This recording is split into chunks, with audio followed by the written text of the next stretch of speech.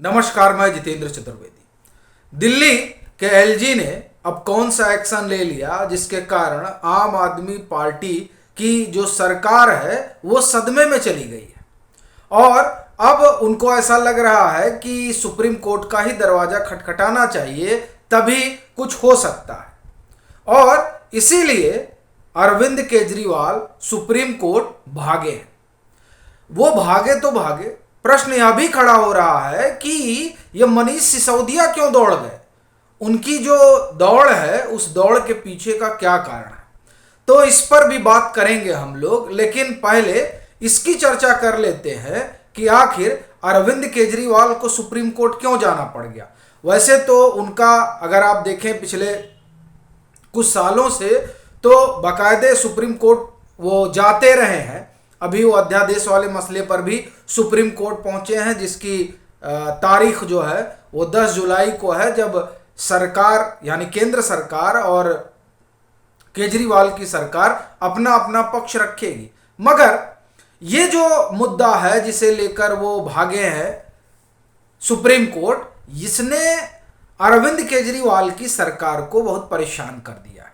वह इसलिए चूंकि ये आम आदमी पार्टी और उनकी सरकार पर आरोप लगता रहा है कि अपने कार्यकर्ताओं को ओबलाइज करने के लिए वो तमाम तरह के उपक्रम अपनाते हैं और जिसमें वो उनको एकोमोडेट करते हैं। जैसे ये दिल्ली डायलॉग कमीशन, इसको लेकर भी एक समय में बड़ा अभियान चला था कि देखिए किस तरह से ये जो पूरा इन्होंने एक आयोग खड़ा किया है, इस आयोग के खड़ा करने के पीछे की वजह ही यही बताई जा रही थी कि अपने लोगों को यहाँ रखना है।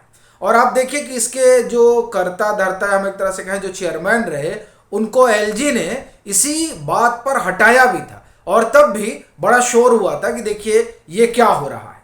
इसी तरह से आपको ध्यान होगा कि मोहल्ला क्लिनिक में कैसे कार्यकर्ताओं को, जो इनके वॉलंटियर हैं, उनको फायदा पहुंचाने का आरोप लगा और उस आरोप की अभी विजिलेंस जांच पड़ताल कर रहा है। ये जो फाइलें हैं, ये इनमें क्या क्या दर्ज है, वो तमाम चीजें खंगाली जा रही हैं। कुछ इसी तरह का मसला उन 400 लोगों का भी है जिन्हें बर्खास्त किया है एलजी ने। मैं आपको बताता हूं कि वो कहां कहां से हैं, कौन कौन लोग हैं। और ये यूं ही बर्खास्त नहीं हुए। जो सेवा विभाग के सचिव हैं, विशेष सचिव, उन्होंने बाकायदे जांच पड़ताल की और जांच पड़ताल में कई चीजें निकल कर आई।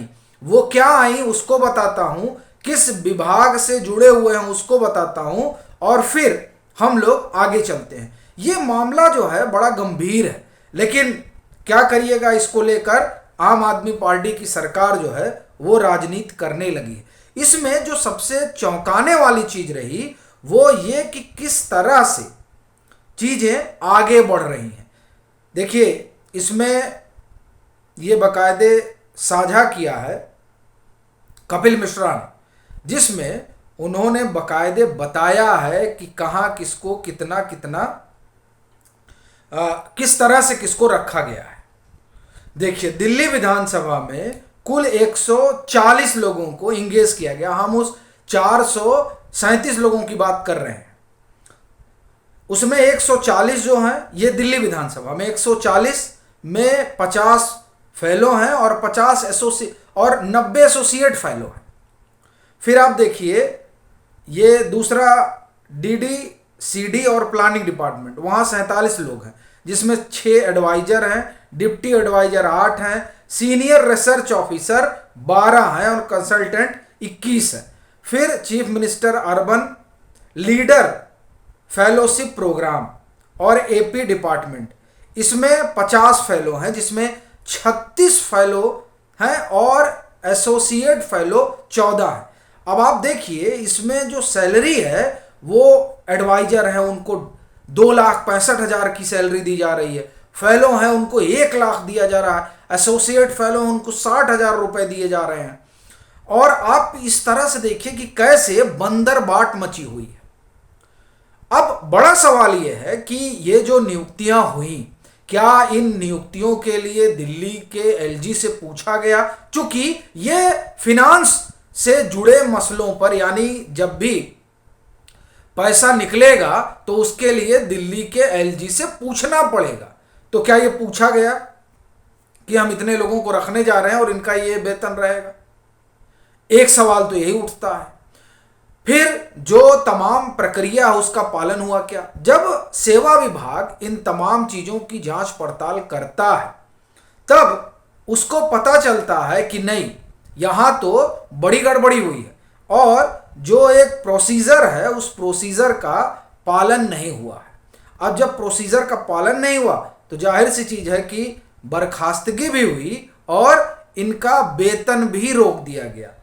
अब ये जो है ये एक आम आदमी पार्टी और उनकी सरकार के लिए बड़ा भारी सेटबैक हो गया।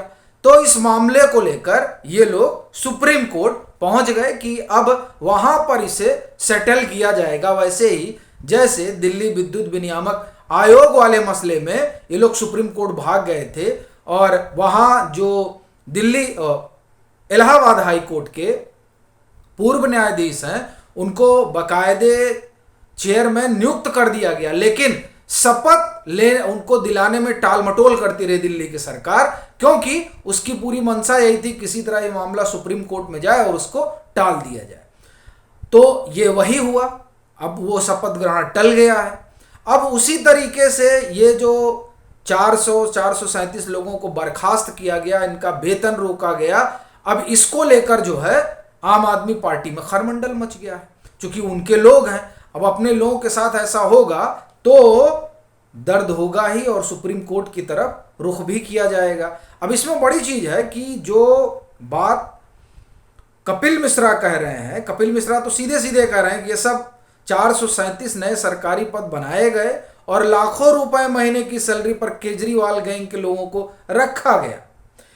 अब इसमें बाकी और जो चीजें हैं उस पर हम लोग बात कर चुके हैं। अब मसला यह है कि अरविंद केजरीवाल की सरकार तो इसलिए गई सुप्रीम कोर्ट, ये मनीष सिसोदिया क्यों दौड़े दौड़े पहुंच गए सुप्रीम कोर्ट? देखिए उसकी वजह उनकी जमानत याचिका है जो खारिज हो गई है दिल्ली हाई कोर्ट से, सीबीआई वाले मामले में भी, ईडी वाले मामले में भी।